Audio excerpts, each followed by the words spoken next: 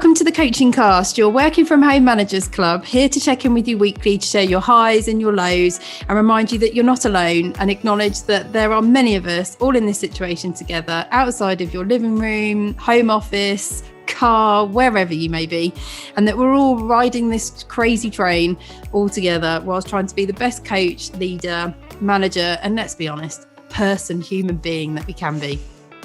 I'm Lisa Robyn Wood, founder of Grip Corporate Coaching, personal performance coach and leader, and chief eye roller when it comes to all nonsensical corporate mumbo jumbo, which suffocates rather than advocates.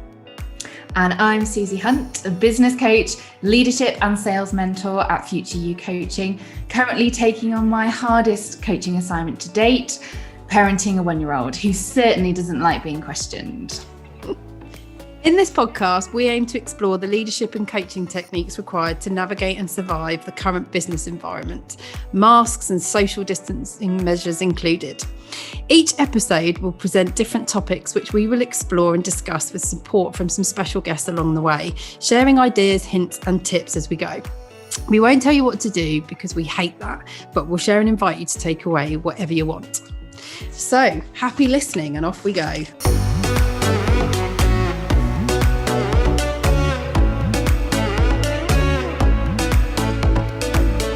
In today's episode, we're discussing how to stay connected and build effective relationships whilst working remotely, which we've all been doing for a really long time. And that's building relationships with your team and also with your colleagues. If you stick with us, we'll gain hopefully some new ideas to try for yourself to support in building, maintaining and growing those relationships which are most important to you in the workplace. So let's get into it for this week. So Lisa, how are you? How are you doing? So to be honest, this week I have actually really struggled at points. I felt really lonely and actually really fed up as well, which I'm sure there are many of us who can relate to that and that particular feeling. And fed up because I really wanted real, authentic connection. Not Zoom calls. I know we're on a Zoom call right now, but not Zoom calls and not over the phone. I want face to face. And I was really down in the dumps, feeling sorry for myself, a bit woeful. And it was actually one of my best friend's birthdays. And my best friend's girlfriend had organised a surprise Zoom birthday call for her. And a number of us were due to join. And I just was like, I'm just not in the mood for this. It's not what I want. It's not how I want to see people. To be quite frank, I just couldn't be bothered, which is awful, I know. And anyway, I went on the call and it was amazing. And it was so great to see people. And as soon as everyone's faces started popping up on the screen in the tiling arrangement, I felt completely different. And listening to my friends, seeing their lovely faces, I felt really energized. And it was so lovely to have just idle conversation and nonsense chat, to be honest.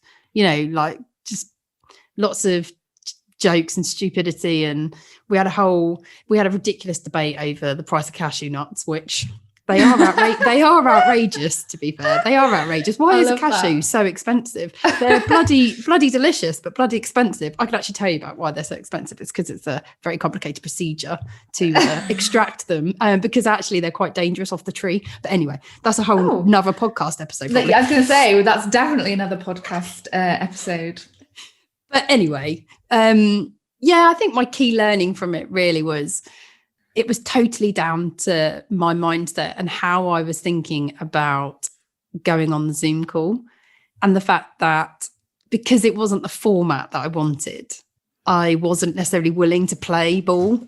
And once I was on the call and I'd seen everybody and enjoyed the conversation and the laughs and the stupidity, it was brilliant. And for God's sake, at the moment, it's better than nothing, isn't it? So, absolutely. Had a bit of a dip in the middle, but definitely ended the week in a better place, which is good. Okay, good. What about you, my love?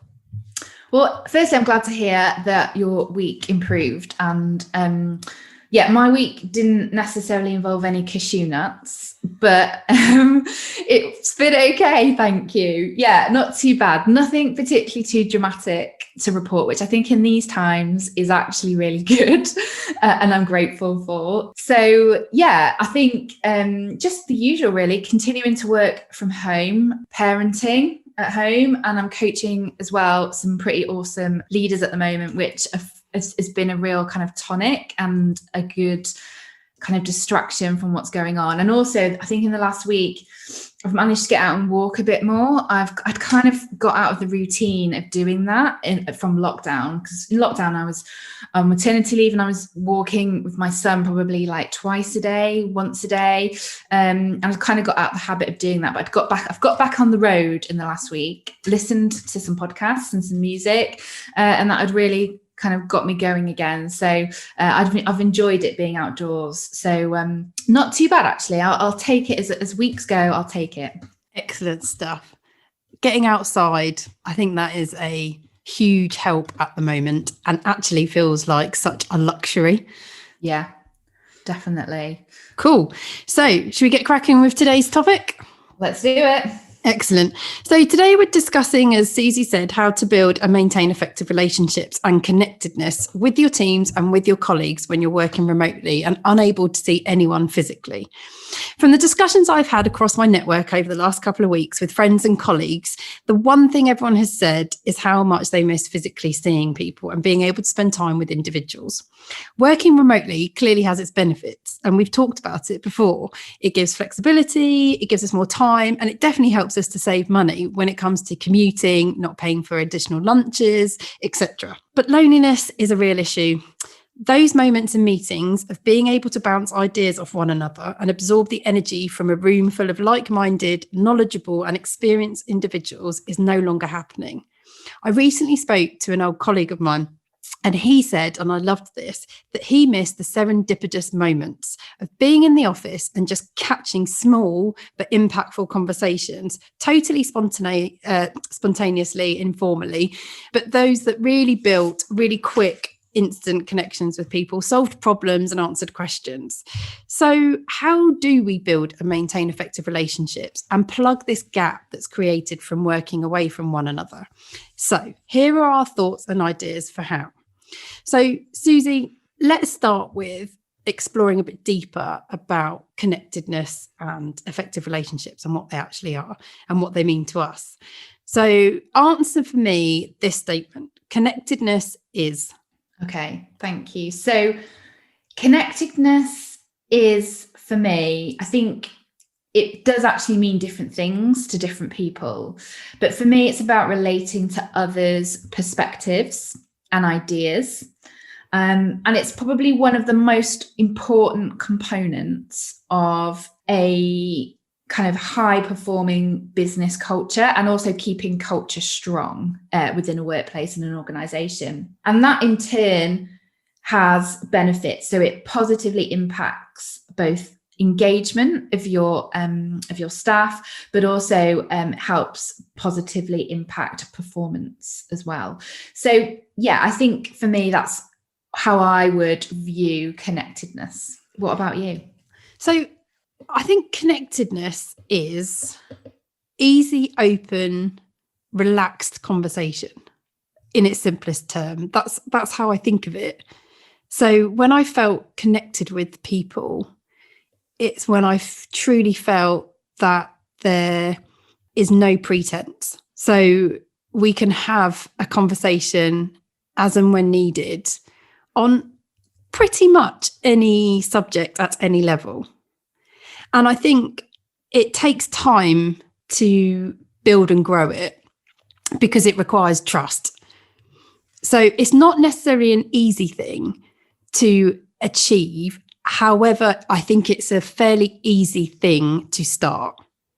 So I think you can start connecting with people fairly quickly if you have the intention to do so. And that begins with reaching out and having conversations. But I think then to really achieve what the absolute epitome of how I feel of connectedness is, it just takes that time to just keep building it. Yeah, I love that statement there you just said about it's an easy thing to start. I think that's 100% true.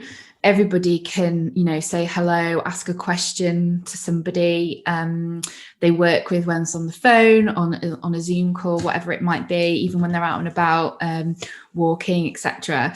And actually, the more you do that with somebody and just show an interest, the more that kind of informal, natural connection will build.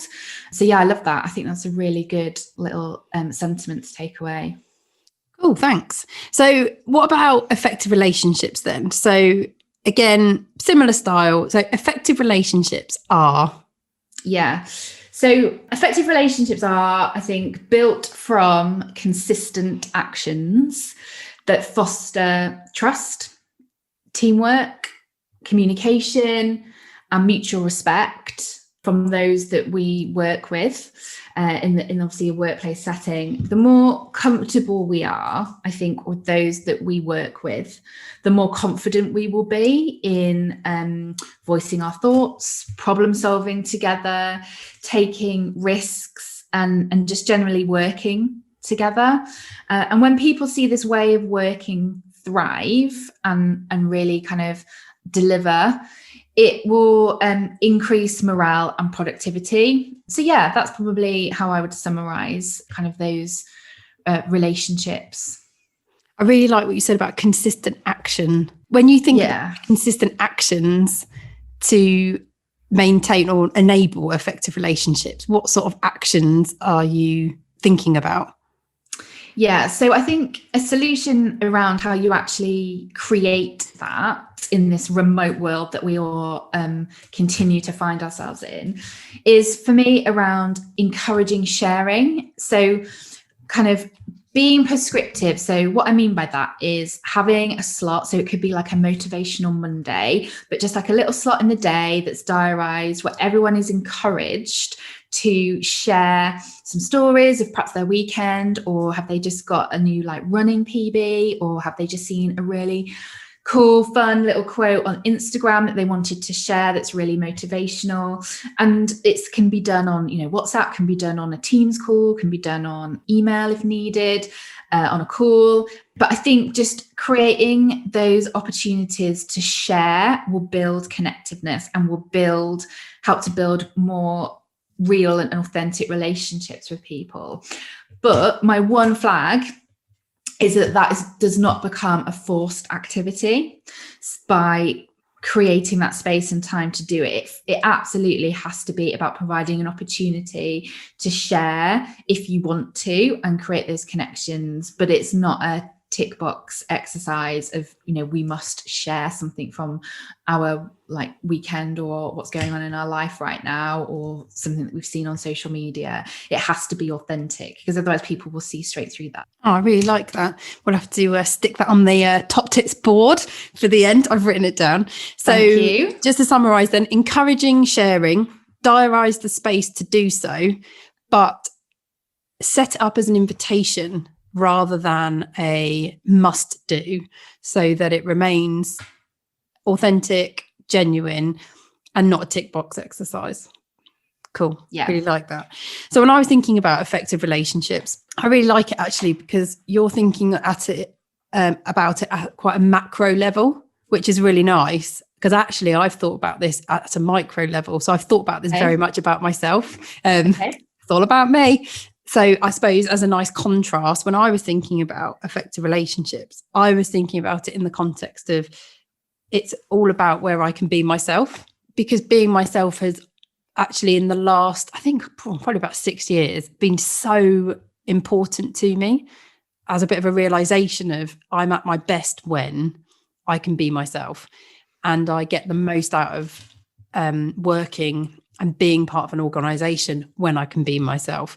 And the best relationships I've had, and I would say this is true of personal as well as work, is where I can just be me, and that's okay.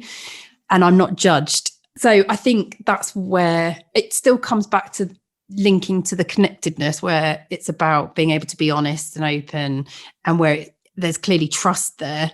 And those are the relationships, I think, where I feel I get the most out of them. And actually, I feel like I can contribute the most back as well.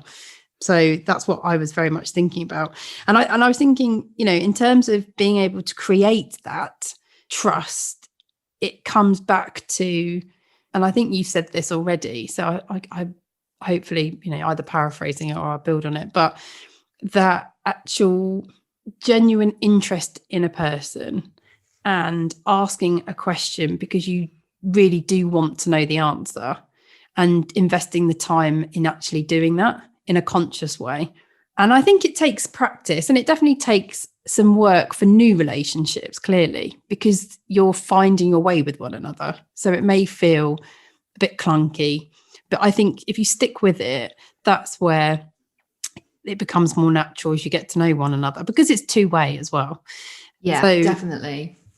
That consistency is key, I think, to and I think unlocking a lot of this. Yeah, consistent action is what you said. And I think that's definitely a takeaway for me. But that doesn't necessarily mean it has to be repetitive and become boring. Because I think that's often in the workplace, we're all probably guilty of just keeping doing the same thing and sticking with it when clearly you can see the energy's gone and the interest is gone and people are bored of it. So I do think it is about consistent action, and maybe it's about consistent intention. So your intention stays the same. Like your intention stays the same, and you continue to work to implement and evolve the action that's right at the time.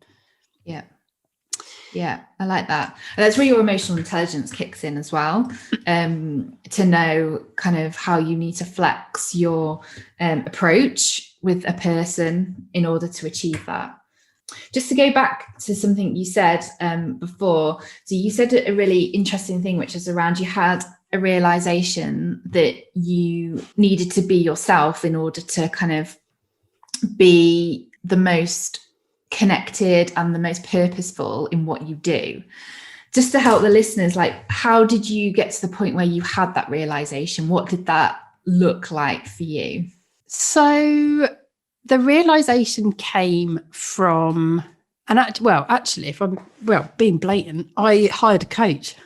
I hired a personal development coach, and it was because I was really unhappy in my job and had been for about 12 months and tried loads of different things to fix it, but nothing had worked effectively. So it was getting to that point where I was going to leave the organisation, but actually deep down, I knew I didn't really want to go. I really liked the organisation as a whole, and I liked the role I had. What speaking out loud to somebody, because essentially I think that's where the benefit came to me, was speaking aloud about how I felt, admitting to it, not hiding from it or being ashamed of it, because it actually, the way I was feeling at the time, I felt like a failure. So I didn't really want to speak it out loud to anybody. But I think sharing it openly with a professional and expert, so who this professional coach was, enabled me to explore what was happening to cause me to feel the way that I was feeling. And a big part of what I learned was that actually I was trying to fit in with a manager and a team that was going against who I actually was. Okay. So I was pretending to be someone I wasn't. And it made me feel really uncomfortable. It didn't align to my values.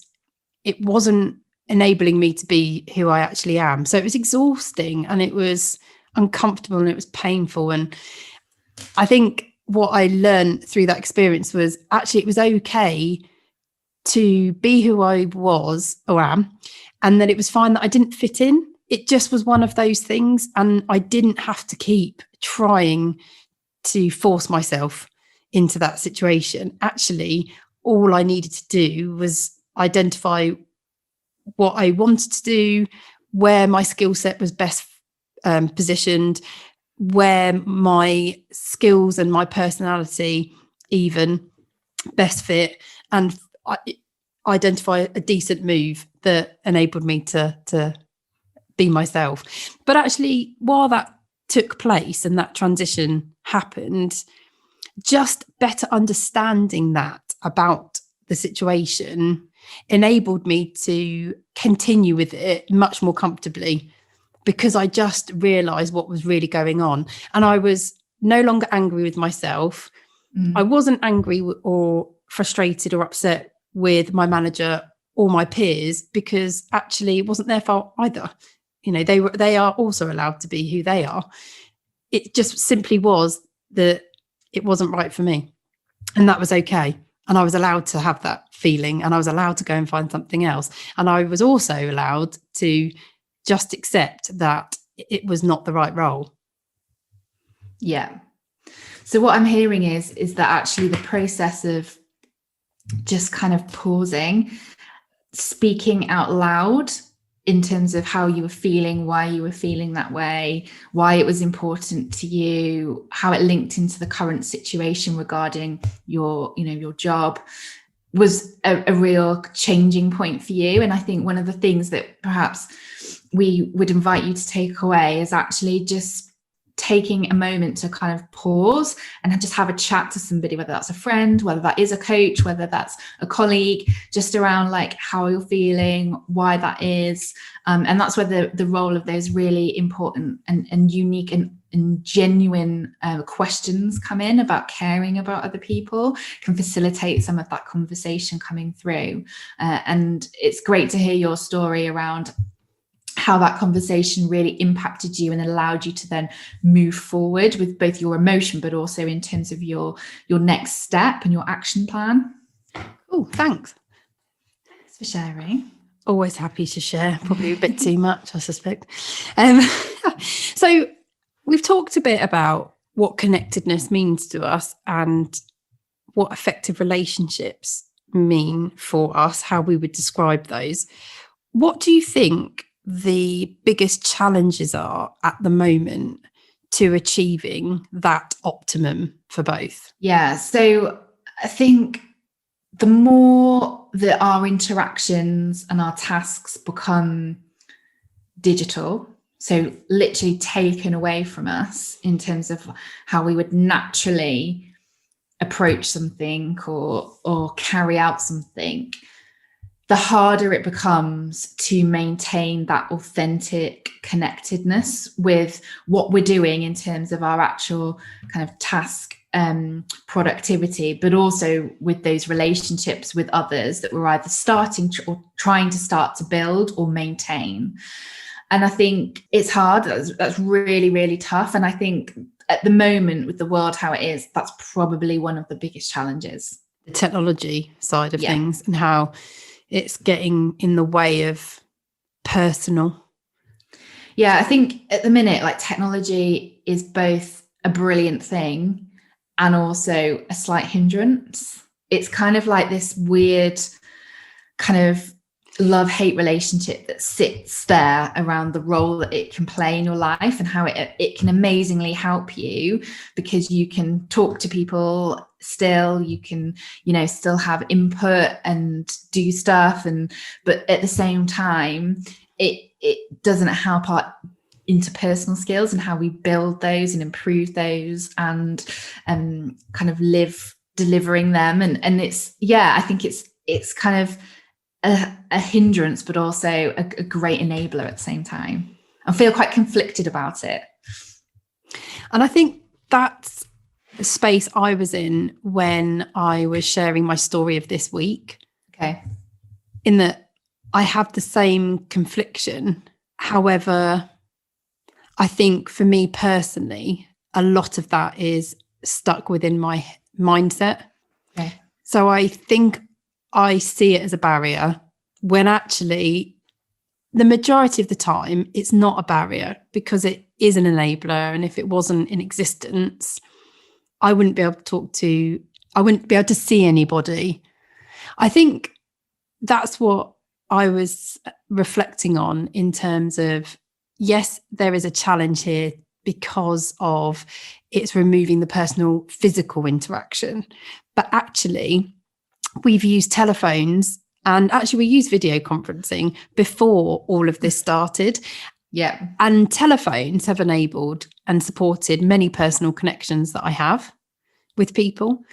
And I think actually just picking up the phone can give you that same spontaneity that you had before of seeing somebody in the corridor. Yes, it requires that person to be available to pick it up. Don't get me wrong. It's not as easy as just being able to like grab somebody and say, let's have a quick chat.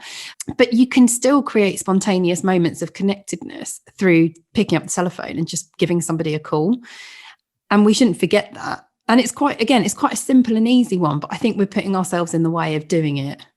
And I think there is a lot of, and actually I've got this sense from catching up with people in my network from various industries that there is this sense of I must book in a call, I must book in a face-to-face. And because I have to book it in and it's formal, it doesn't feel spontaneous, it doesn't feel relaxed. And actually, I'm just not doing it. And I kind of said, well, who says you have to book it in? Obviously, I get that it increases the opportunity that it's actually going to happen. But actually, sometimes those amazing moments happen when you just go for it. Yeah. And part of me thinks that one of the biggest challenges some of us have at the moment is just overthinking it all. Yeah, I would agree with that. And I think to build on that in terms of a solution, one of the things I've tried to do is kind of value the role that technology brings, so you can still be connected like you've talked about, but also taking that into maybe a different space. So for example, downloading the Teams app and on your phone, putting your headphones in and going for a walk, but talking to somebody at the same time. So you get a breath of fresh air, you get a change of scenery, but equally you're still building connectedness through just having that conversation and, asking these questions and having that more spontaneity, but it's in less of a formal environment. Yeah. So yeah, I think that's probably one way of overcoming that. Great stuff.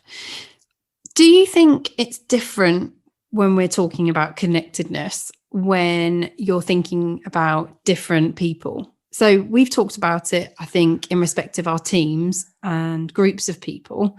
And you offered that great idea of diarising time in the diary every week and inviting people to share if they would like to, as a consistent intention and action.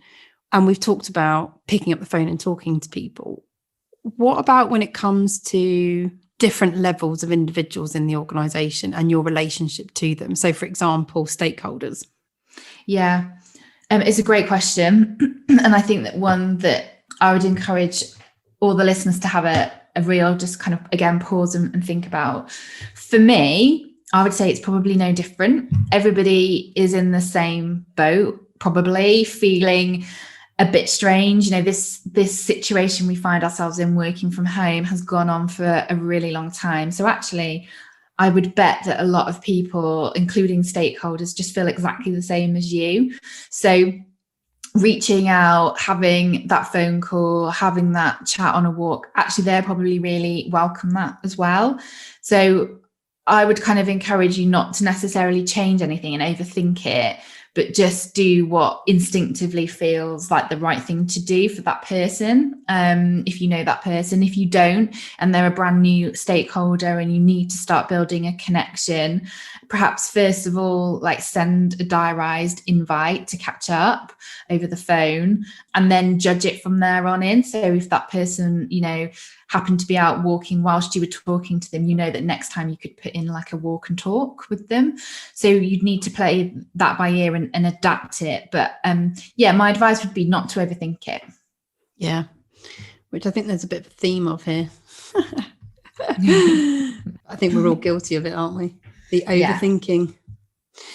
Cool. Yeah. So to summarise then, I've kind of jotted down what I think we're saying our kind of 3 tips are for this week.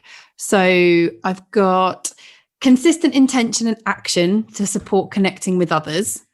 So set up in your diary, invite to share with the team. And this is not a tick box exercise. And remember that the intention can stay the same, which is to build connectedness and grow effective relationships.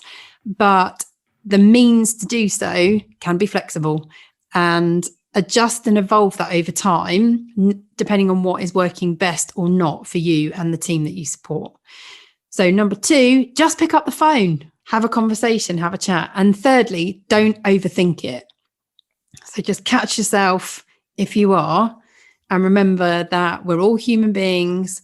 We're all in the situation we're in at home. And actually, all of us can benefit from having that conversation and connecting with others. Yeah.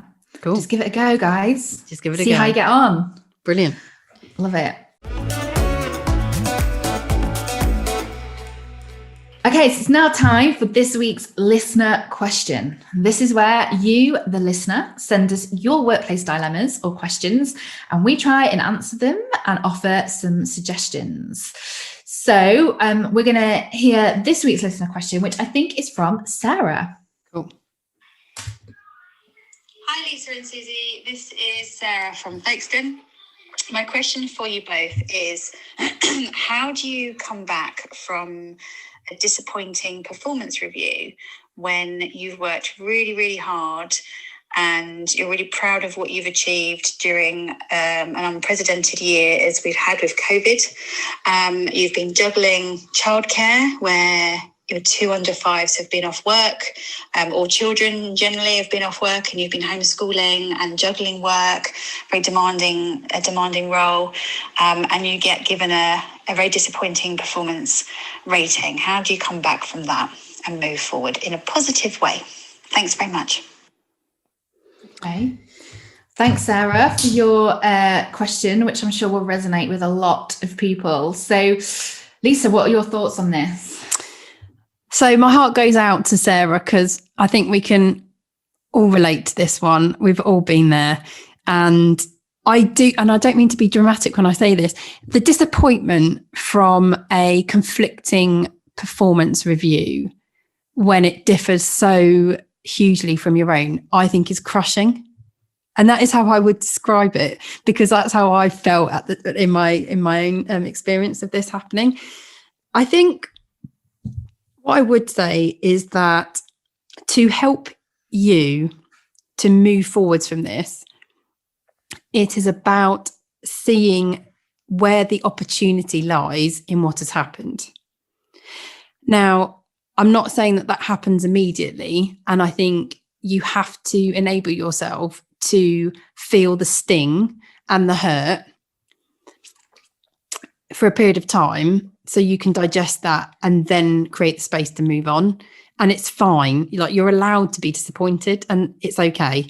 So I think that's what I would say first. But then I think it's about, in order for this to be a situation that you can get over, it's about seeking the opportunity within it. So what I would recommend doing is, and it may hurt, it may be the absolute opposite of what you want to do, but I think it's important to seek the understanding of where this perspective has come from. So setting up time with your manager and exploring with them what has driven their review score, and really challenging them to give you the specific details, because that is the only way that you will be able to gain an understanding. You may not agree with them in what they say, and that's not what this is about. It's not agreeing with them, but it's about understanding their perspective and where it comes from, so that you can better work with what's happened. And as I said, if you can ultimately ignore what they say, in my opinion, because you have to take away from it what you will. But I do think it's seeking that opportunity. This scenario reminds me hugely of a book that I've read, so I wanted to share that if it was helpful, which I have read before, which has helped me hugely in these sorts of scenarios when they've happened to me. So the book is called Be Bulletproof: How to Achieve Success in Tough Times at Work. It's written by James Brooke and Simon Brooke, both spelt with an E at the end. You can get it on various platforms, Amazon included.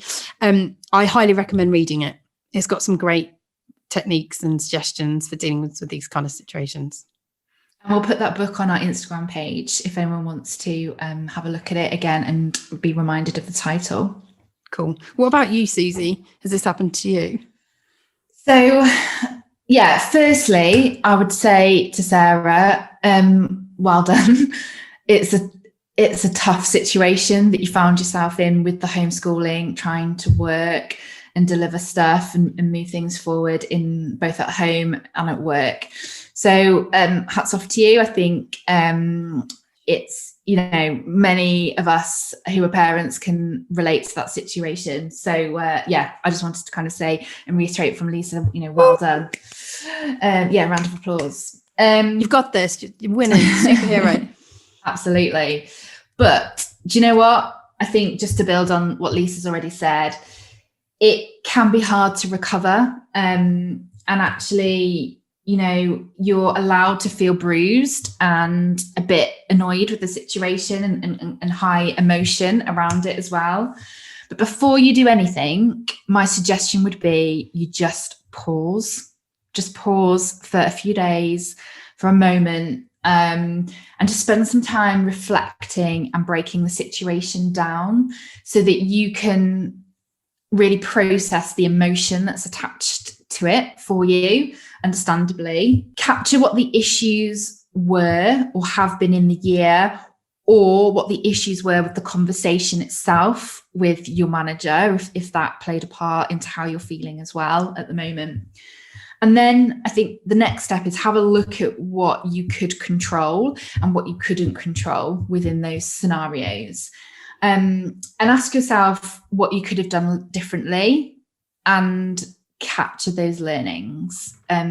Because I think that process as will help you just break things down and perhaps look at things in a more calm and measured way with the emotion detached from how you're feeling and thinking.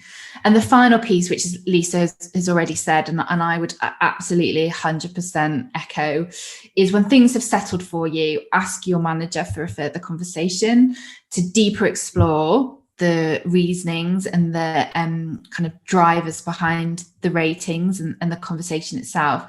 And also be honest in what you've taken out of the experience and how perhaps that experience has made you feel and perhaps where you are now. So if you've been through a journey, I would encourage you to share that with your manager, because actually that will fundamentally grow the relationship you have with your manager in a positive way, if they are a good manager.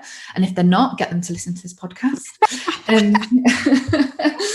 If any of you who are listening have your own thoughts on this and would like to share, contact us at hello@thecoachingcast.co.uk or Instagram @thecoachingcast. This next part of our show is called Bullshit Bingo, a fun focus feature where we call out phrases which get commonly and frequently used in the workplace that make us cringe. Today's Bullshit Bingo is pivot, in the context of doing something different to what was originally planned. God. Pivot. Pivot. All I ever think about is Ross from Friends. Same. Pivot. It's one of my favourite Friends episodes of all time when they're trying to get that bloody couch up. It's so funny. But it just reminds me of Ross and American. And it's difficult, I think, because it does feel like a very Americanism, and it doesn't fit, I don't think, in our vocabulary in England as well. It's funny, actually. My best friend works, she lives in America, has done for 10 years, and she uses this word.